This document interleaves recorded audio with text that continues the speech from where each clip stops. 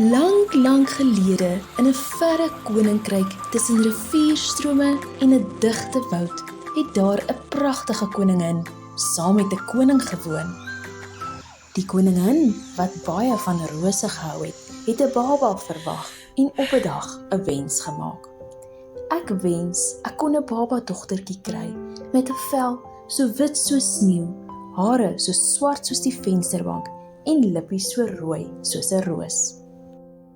Die dag toe hul dogtertjie gebore word, was haar ouers verheug. Die koningin het gesien haar wens het waar geword en die baba Sneeuwwitjie genoem. Die klein dogtertjie was pragtig, haar vel so wit soos sneeu, haar hare so swart soos ebbehout en haar lippe so rooi soos rose.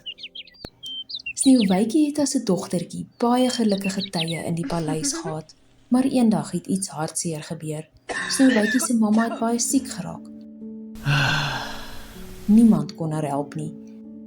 Sy het gesterf. Die koning was hartgebroke. Hy het nie geweet hoe hy vir Sneeuwwitjie alleen moet grootmaak nie. Dis toe dat hy besluit het om weer te trou. Sneeuwwitjie kry 'n stiefma.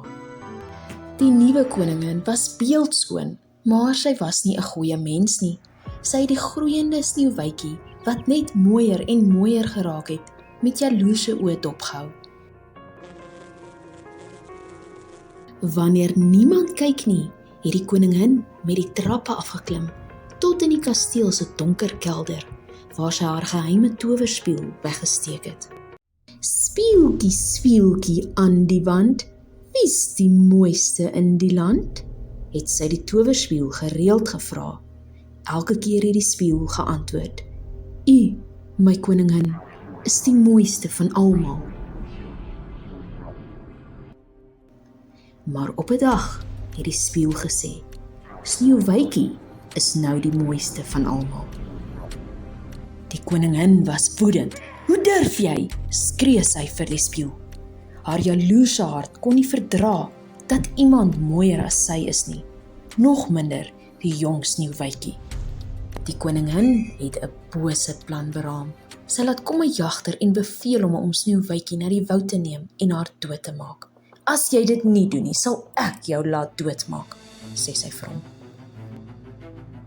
Die arme jagter was 'n goeie man. Hy kon dit nie oor sy hart kry om die prinsesie dood te maak nie. Hy waarsku haar: Sneeuwwitjie, die koningin wil hê ek moet jou woud toe neem en doodmaak. Sy is boos.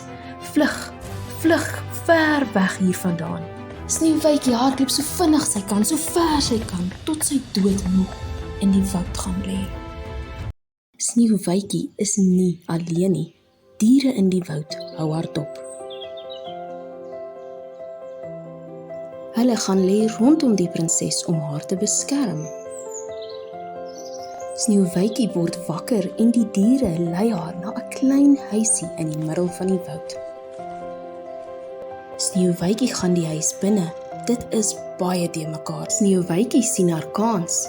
Dalk as sy vir die mense wat hier bly hulle huisie skoonmaak, sal hulle gaaf genoeg wees om haar ook hier te laat bly. Sy is so moeg, sy val uitgeput op die bed neer. Buite is die dwergies wie se huisie dit is, besig om terug te kom na 'n harde dag se werk. 2 van die dwerge vermoed dadelik onrus. Hoekom brand die lig voor hulle huis? Hulle sluip die huisie binne en tref 'n slapende Sneeuwwitjie op een van die beddens aan. Sneeuwwitjie spring vervaard regop en kyk na die vreemde gesigte rondom haar. Eers is sy bekommerd, maar hulle gesigte lyk tog vriendelik. Sy vertel vir die dwerge haar hele lewensverhaal.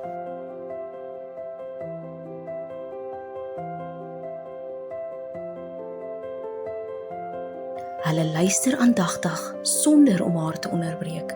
Eindelik stem hulle in dat Sneeuwwitjie by hulle kan bly, solank as wat sy nodig het.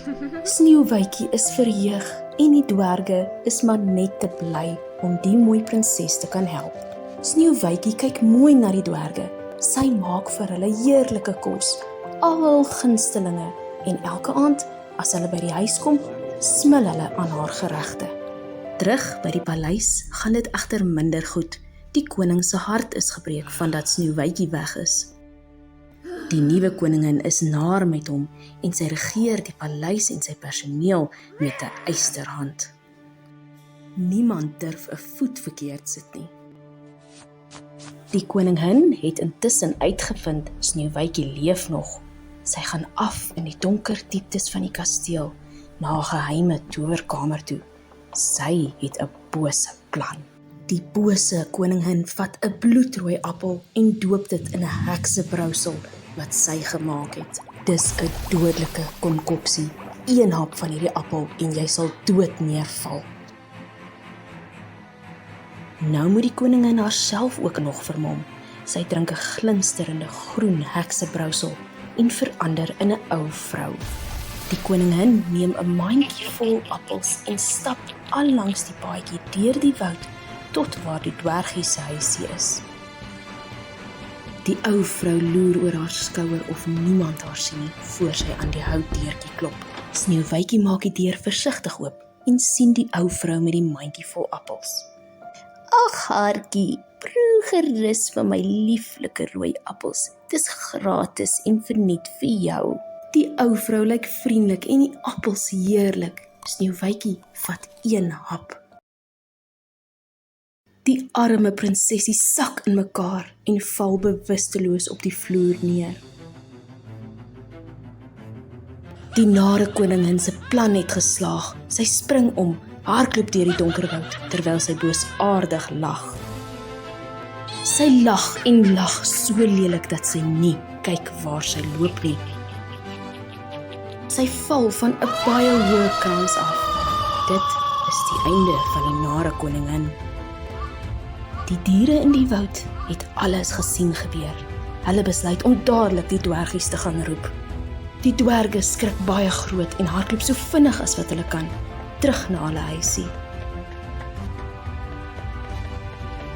Daar tref hulle vir Sneeuwwitjie, bewusteloos op die vloer aan. Maak nie saak wat hulle probeer nie, hulle kan die prinses nie bykry nie. Hulle maak 'n pragtige kus van glas en hou wag by haar. Die somer verander in herfs en die herfs in winter. Dis ysig koud. Op 'n dag kom 'n aantreklike prins verby. Hy sien die mooi meisie in die kus lê. Die prins kan nie sy oë van Sneeuwwitjie afhou nie. Hy klim af en soen die prinsessie op haar lippe. Stadig ontwaak Sneeuwwitjie uit haar diepe slaap en maak haar oë oop. Liefde met die eerste oogopslag. Sy gaan saam met die prins na sy kasteel toe. Die prins en die prinses het 'n lieflike bruilof gehou en al hulle vriende genooi. Hulle het vir altyd en ewig gelukkig saam gewoon.